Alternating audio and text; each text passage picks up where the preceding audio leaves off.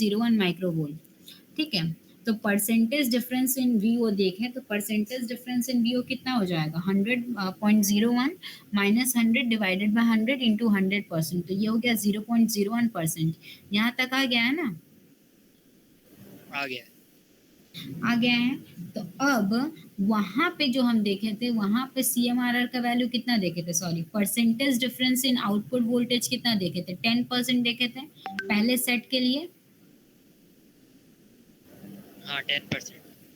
और दूसरे सेट के लिए हमने देखा 0.01%। तो इन दोनों से हमें कंक्लूजन क्या मिला, क्योंकि तीसरा क्वेश्चन तुम्हारा इसमें क्या था कि इसमें पहला क्वेश्चन था कि हमें परसेंटेज डिफरेंस कैलकुलेट करना है, पहला क्वेश्चन था कि हमें परसेंटेज डिफरेंस कैलकुलेट करना है, percentage difference in output voltage calculate करना है जब CMRR 100 हो।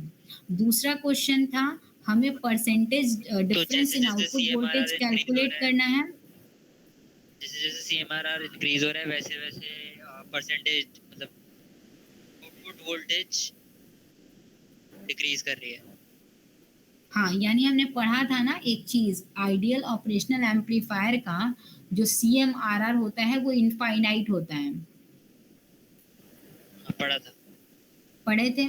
अब ये जो CMRR की वैल्यू है, CMRR की वैल्यू इंक्रीज होने से क्या डिक्रीज हो रहा है यहाँ पे, आउटपुट वोल्टेज।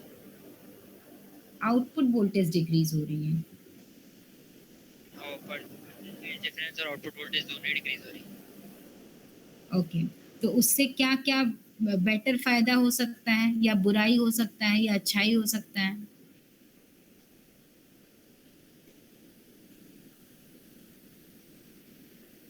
तो ये अच्छा है सर्किट के लिए कि अच्छा नहीं है?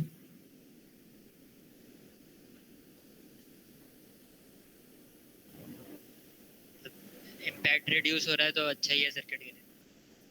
ओके, तो यहाँ पे क्या हो रहा है कि with an increase in CMRR to 10 to the power, percentage difference in output voltage for two sets of input is 0.01%। यानी कि यहाँ पे हमने क्या देखा कि हायर CMRR जो है significantly reduces the effect of common mode signal. तो जो कॉमन मोड सिग्नल था, यानी कि जो अपने पास VC जो था 1000 माइक्रोवोल्ट, तो जो VC जो था 1000 माइक्रोवोल्ट, तो CMRR जो है इसके इफेक्ट को रिड्यूस कर पा रहा है, ठीक है। तो ये चीज़ हमने पहले भी पढ़ा है, जब हम लोग कैरेक्टरिस्टिक्स पढ़ रहे थे तो वहाँ पे हमने पढ़ा था कि हायर CMR तो कॉमन मोड रिजेक्शन रेशियो, नाम ही कह रहा है कि जो कॉमन मोड सिग्नल जो कि क्रिएट हो जा रहा था नॉइस की वजह से, जैसे हमने पढ़ा था कि एक डिफरेंशियल एम्पलीफायर है जहाँ पे आउटपुट वोल्टेज जो है वो होना चाहिए था V1 माइनस V2, अगर दोनों सेम है यानी कि V1 is equal to V2 हो तब वो ज़ीरो आना चाहिए था।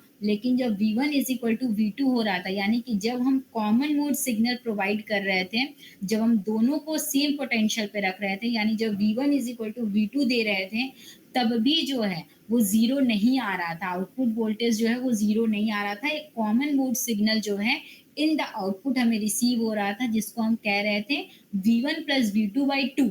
इसी फैक्टर को हम कह रहे थे V1 प्लस V2 बाई 2। कह रहे थे। और ये जो है ये ज़ीरो होना चाहिए था, लेकिन ये ज़ीरो नहीं हो रहा था, और ये सिर्फ और सिर्फ नॉइजेस की वजह से आ रहा था। इसी की वजह से जो है CMRR को हमने बढ़ाया था। तो अल्टीमेटली क्या होता है कि CMRR को जैसे जैसे हम इंक्रीज कर रहे हैं तो कॉमन मोड के जो सिग्नल है, कॉमन मोड वाले सिग्नल जो है उसको रिजेक्ट करता है। दूसरा है कि अगर आउटपुट